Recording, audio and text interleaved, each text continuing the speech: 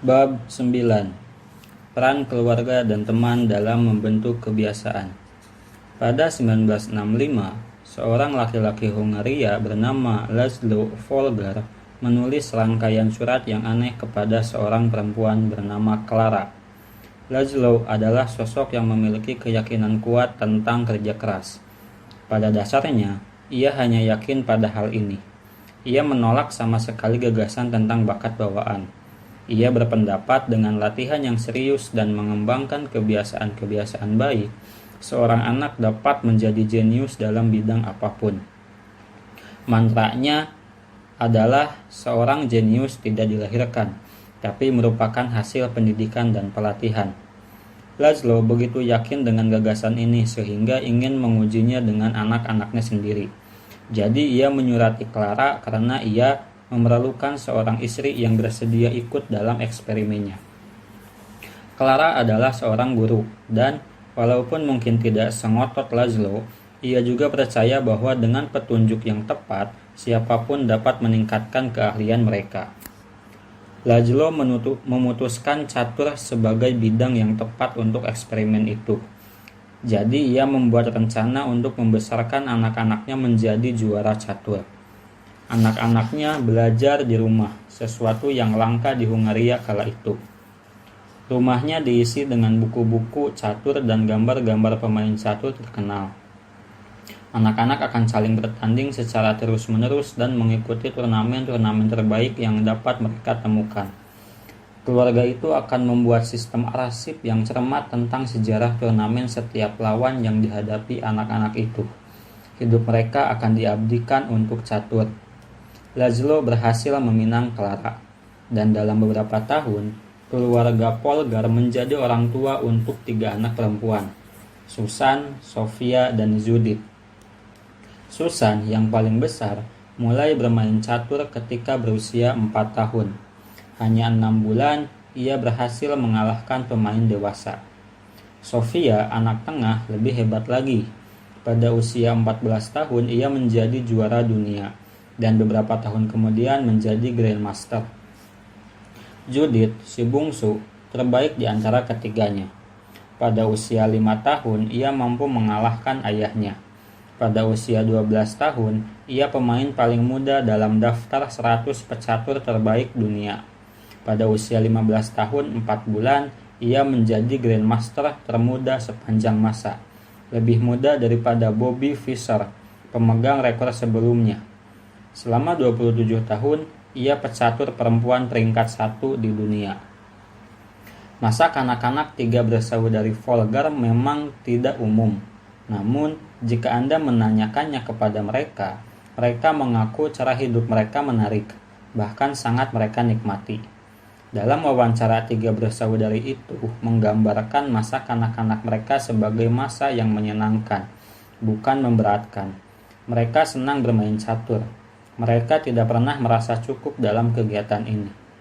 Laszlo pernah bercerita tentang Sofia, yang ia dapati sedang bermain catur di kamar mandi pada tengah malam. Ia menasihati Sofia untuk tidur dengan berkata, "Sofia, tinggalkan catur itu."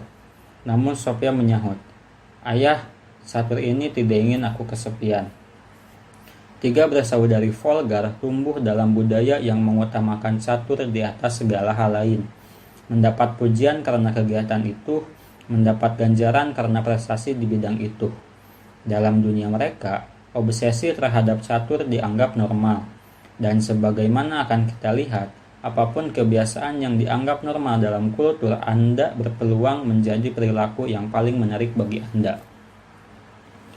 Bujuk rayu norma-norma sosial. Manusia sama seperti hewan yang senang bergerombol.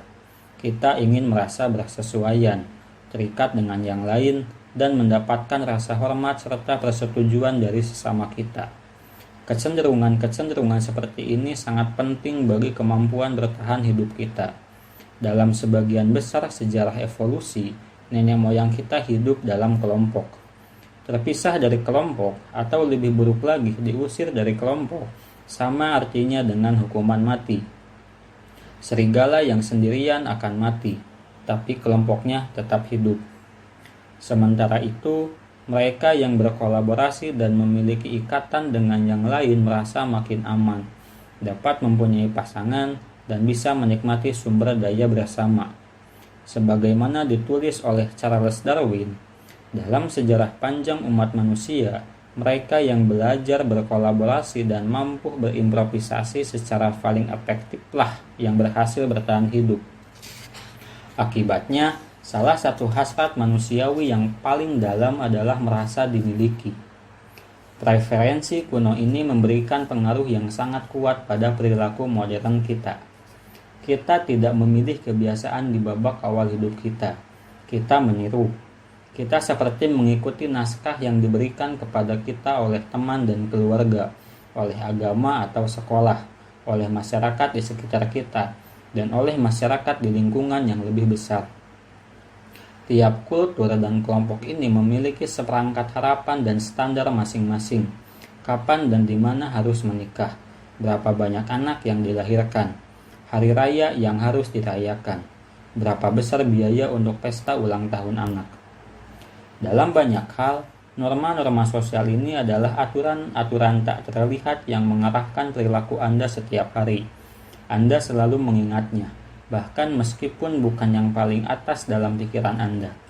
Seringkali Anda mengikuti kebiasaan-kebiasaan dalam kultur itu tanpa berpikir, tanpa bertanya, dan terkadang tanpa mengingat. Seperti ditulis oleh filsuf Prancis Michel de Montaigne, adat dan gaya hidup dalam masyarakat menyapu habis kita semua.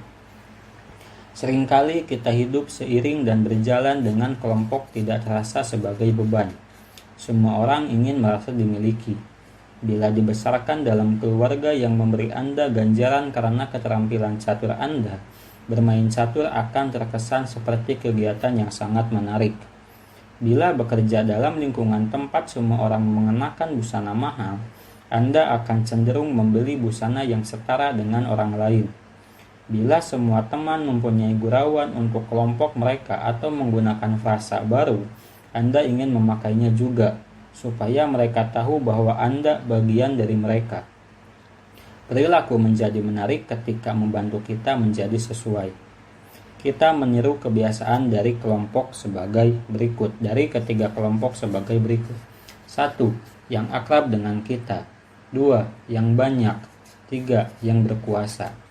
Tiap kelompok menawarkan peluang untuk mendapatkan manfaat dari kaidah kedua perubahan perilaku dan menjadikan kebiasaan kita lebih menarik. 1. Meniru orang yang akrab. Keakraban memiliki pengaruh yang kuat pada perilaku kita. Ini berlaku untuk lingkungan fisik, seperti yang kita bahas dalam bab 6, tapi juga untuk lingkungan sosial. Kita meniru kebiasaan orang-orang di sekitar kita. Kita meniru cara orang tua kita menghadapi perbedaan pendapat, cara teman-teman kita berselingkuh, cara rekan-rekan kerja kita meraih kesuksesan. Ketika teman-teman Anda menghisap ganja, Anda cenderung mencobanya pula. Ketika istri Anda mempunyai kebiasaan memeriksa ulang apakah pintu sudah terkunci sebelum tidur, Anda juga menirunya. Saya mendapati bahwa saya sering meniru perilaku orang-orang di sekitar saya tanpa menyadarinya. Ketika sedang mengobrol, saya akan otomatis meniru sikap tubuh lawan bicara. Di universitas, saya mulai bicara seperti teman sekamar. Ketika pergi ke luar negeri, tanpa sadar saya meniru aksen penduduk setempat meskipun sudah mengingatkan diri untuk tidak melakukannya. Sesuai aturan umum, makin akrab kita dengan seseorang, makin mungkin kita meniru beberapa kebiasaan mereka. Suatu kajian terobosan memantau 12.000 orang selama 32 tahun dan menemukan bahwa peluang seseorang mengalami kelebihan berat badan bertambah 57% bila ia mempunyai teman yang berat badannya berlebih. Ini juga berlaku untuk kebalikannya. Kajian lain menemukan bahwa jika seseorang yang berpacaran menjadi kurus, peluang pasangannya ikut menjadi kurus kira-kira 30%. Teman dan keluarga memberikan semacam tekanan tak terlihat yang menarik kita ke arah mereka. Tentu saja, tekanan dari orang sekitar buruk hanya jika Anda dikelilingi oleh pengaruh-pengaruh yang buruk. Ketika astronot Mike Massimino masih mahasiswa pascasarjana di MIT, ia mengambil mata kuliah robotika. Dari 10 orang yang mengambil mata kuliah itu, 4 orang menjadi astronot. Jika cita-cita Anda adalah terbang ke ruang angkasa, kuliah itu menyediakan kultur terbaik yang bisa Anda harapkan. Begitu pula, kajian menemukan bahwa makin tinggi IQ sahabat Anda pada usia 11 atau 12 tahun, makin tinggi IQ Anda pada usia 15 tahun. Bahkan setelah dibandingkan dengan tingkat kecerdasan alami, kita menyerap kualitas-kualitas dan kebiasaan-kebiasaan orang di sekitar kita. Satu hal paling efektif yang dapat dilakukan untuk membangun kebiasaan yang lebih baik adalah bergabung dengan kultur tempat perilaku yang Anda inginkan dianggap perilaku yang normal. Kebiasaan-kebiasaan baru terkesan dapat diraih ketika Anda melihat orang lain melakukannya setiap hari. Jika dikelilingi oleh orang-orang yang bugar, Anda lebih mungkin memandang olahraga sebagai kebiasaan yang lazim. Bila berada di antara penggemar jazz, Anda lebih mungkin percaya bahwa berlatih jazz setiap hari itu wajar. Kultur Anda menentukan harapan Anda tentang apa yang normal. Beradalah di antara orang-orang dengan kebiasaan yang ingin Anda miliki. Anda akan tumbuh bersama.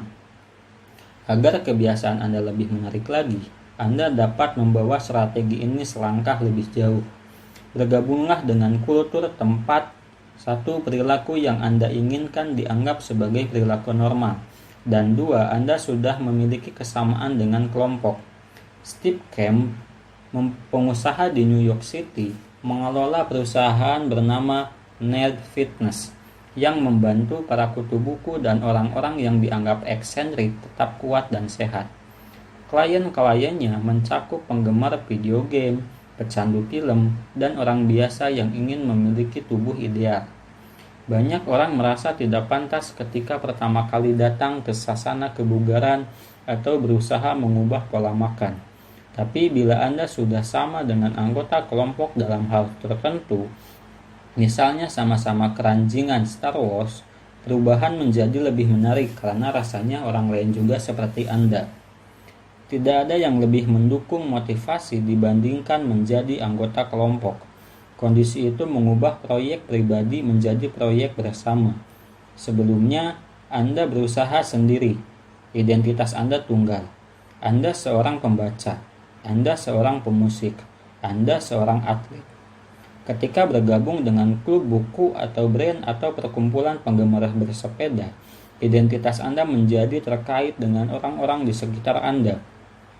Pertumbuhan dan perubahan tak lagi menjadi perjuangan individu.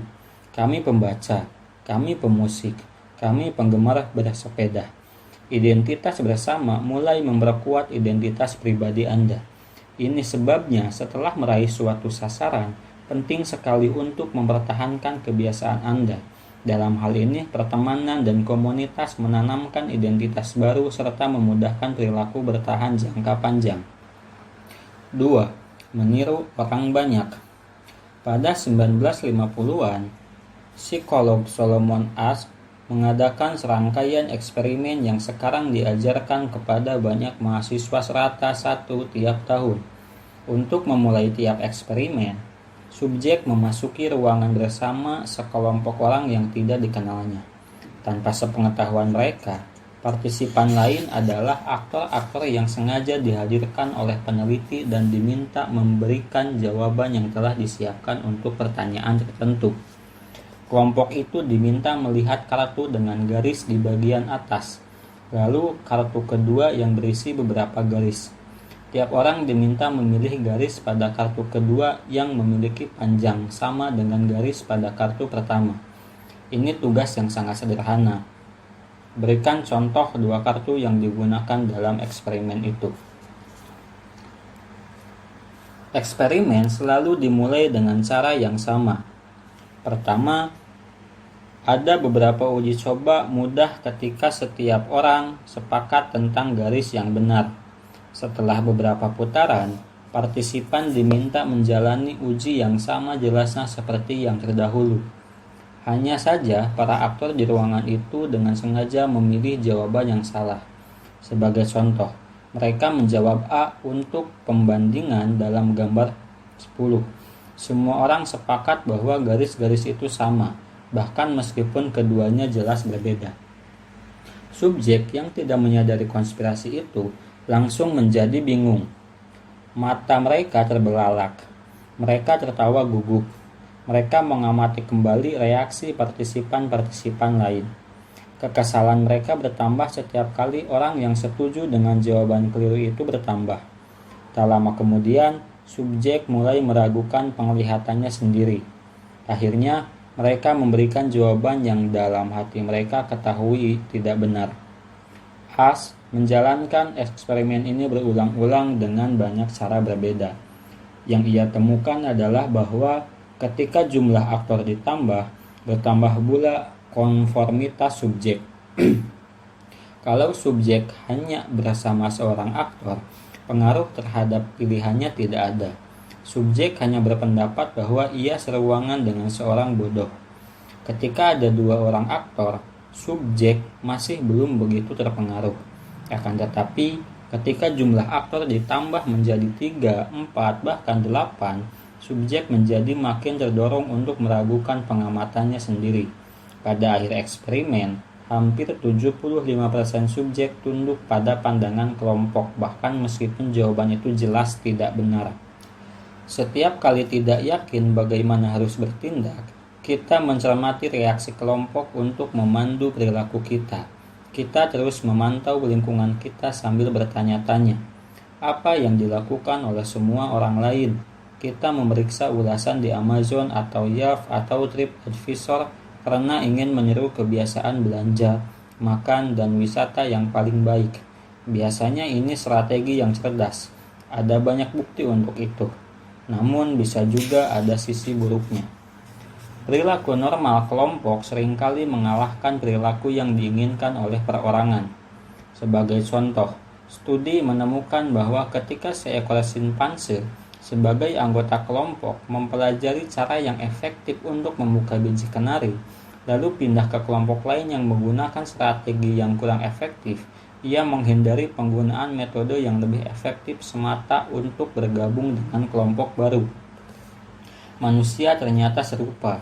Ada tekanan internal yang sangat kuat untuk tunduk pada norma-norma kelompok. Ganjaran yang diperoleh seringkali lebih besar daripada ganjaran karena memenangkan perdebatan, karena terlihat cerdas, atau karena menemukan kebenaran. Hampir selalu, kita lebih baik salah bersama kelompok daripada benar tapi sendirian. Pikiran manusia tahu bahwa bagaimana harus menyesuaikan diri dengan orang lain. Kita dibuat ingin sejalan dengan kebanyakan orang lain. Ini modus kita yang alami. Anda dapat melawannya. Anda dapat memilih mengabaikan kelompok atau berhenti peduli terhadap yang dipikirkan orang lain. Tapi ini tidak mudah. Berjalan melawan arus dalam kultur tempat Anda tinggal menuntut kerja lebih keras. Ketika mengubah kebiasaan berarti menantang kelompok, perubahan itu tidak menarik. Ketika mengubah kebiasaan berarti menjadi lebih sesuai dengan kelompok, perubahan itu sangat menarik. 3. Meniru orang yang berkuasa. Manusia dimanapun berusaha meraih kekuasaan, kehormatan, dan status. Kita menginginkan pin dan medali di baju upacara. Kita ingin menyandang gelar di depan nama. Kita ingin diakui, dianggap istimewa, dan dipuji. Kecenderungan ini bisa terkesan tidak produktif, tapi secara keseluruhan merupakan langkah yang cerdas. Dalam sejarah, orang dengan kekuasaan lebih besar dan status lebih tinggi memiliki akses lebih besar ke sumber daya, tak terlalu takut tentang bertahan hidup, dan terbukti lebih menarik bagi lawan jenis. Kita tertarik meniru perilaku-perilaku yang membuat kita dihormati, disepakati, dipuji, dan memiliki status. Kita ingin menjadi sosok yang berotot di sasana kebugaran, atau pemusik yang mampu memainkan teknik paling sulit, atau orang tua dengan anak-anak yang paling sukses karena hal ini memisahkan kita dari orang kebanyakan. Jadi, begitu berhasil menyesuaikan diri, kita mulai mencari cara untuk menonjol dibandingkan orang lain. Ini satu alasan kita begitu peduli terhadap kebiasaan-kebiasaan orang yang sangat efektif. Kita berusaha meniru perilaku orang sukses karena kita sendiri ingin sukses. Banyak kebiasaan sehari-hari kita yang merupakan tiruan dari orang-orang yang kita kagumi. Anda meniru strategi pemasaran perusahaan-perusahaan paling sukses dalam industri Anda. Anda membuat resep dari tukang kue yang Anda sukai. Anda meniru gaya bercerita penulis yang Anda sukai. Anda meniru gaya komunikasi atasan Anda. Kita meniru orang yang kita kagumi. Orang berstatus tinggi senang disetujui, dihormati, dan dipuji oleh orang lain. Dan itu berarti jika suatu perilaku dapat membuat kita disetujui, dihormati, dan dipuji, kita merasa perilaku itu menarik. Kita juga termotivasi untuk menghindari perilaku yang akan menurunkan status kita. Kita memangkas pagar hidup dan rumput karena tidak ingin disebut jorok oleh tetangga. Ketika ibu kita datang berkunjung, kita membersihkan rumah karena tidak ingin ditegur. Kita terus-menerus bertanya dalam hati, apa kata orang lain tentang aku? Lalu mengubah perilaku kita berdasarkan jawabannya. 3 bersaudari Polgar, juara-juara catur yang diceritakan di awal bab ini, adalah bukti kuat dan lamanya dampak pengaruh sosial yang dapat terjadi pada perilaku Anda. Ketiga bersaudara itu berlatih catur berjam-jam sehari dan terus melakukannya selama puluhan tahun. Akan tetapi, kebiasaan dan perilaku ini dipertahankan karena memiliki sifat menarik, antara lain karena prestasi mereka dihargai oleh kultur mereka. Dari pujian oleh orang tua sendiri dan prestasi peraihan status sampai ke tingkat grandmaster, mereka mempunyai banyak alasan untuk terus bekerja keras. Ringkasan bab.